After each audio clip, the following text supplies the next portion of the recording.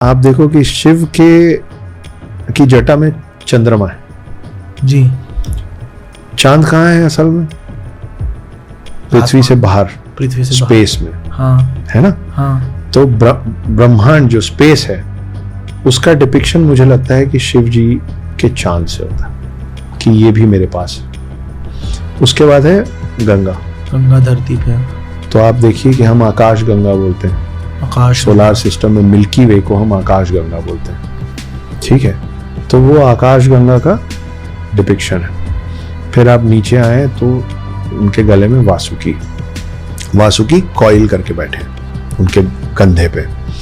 तो कॉइल करके बैठे हुए मतलब कि स्थिरता भी उतनी है, वो खुद भी स्थिर है, लेकिन उनके ऊपर एक ऐसा विशैला नाग जिसको वासुकी कहा गया है, जिसको नागों का राजा बोला गया है ना। और उनके कंठ में जहर है, इनके खुद के कंठ में जहर है।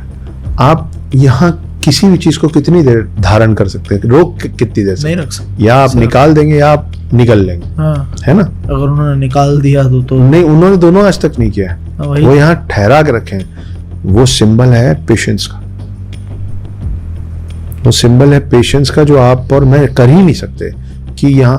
तो आप सोचिए कि कितनी सारी ऐसी बातें हैं जो हम हलक से उतारना नहीं चाहते हैं क्योंकि हमारे में जहर फैल जाएगा, और हम बोलना नहीं चाहते हैं क्योंकि हमारे मुंह से वो निकलेगा तो कहीं किसी का नुकसान हो जाएगा।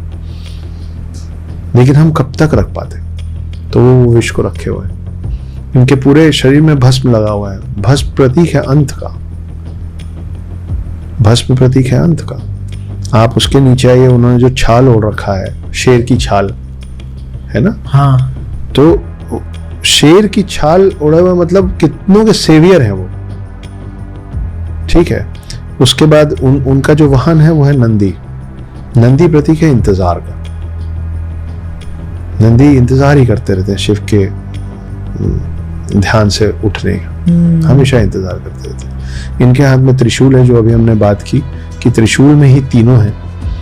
और ये इतना शांत साधु किस्म का आदमी, लेकिन जरूरत पड़ने पे वो त्रिशूल उठाता है। जब तांडव करता तो सब बर्बाद कर देता, तो त्रिशूल भी उठाता है जरूरत पड़ता है। तो ऐसे नॉन वायलेंट है, मुस्कुरा के भोले भंडारी हैं, असुरों को भी वरदान दे देते हैं, लेकिन जब जरूरत पड़े तो फिर नाश भी कर देते हैं। आप उनके फिर वो जिस एक पत्थर पे बैठे हैं, उस पत्थर को आप समझिए पृथ्वी, कि वो पृथ्वी पे उनका वास है।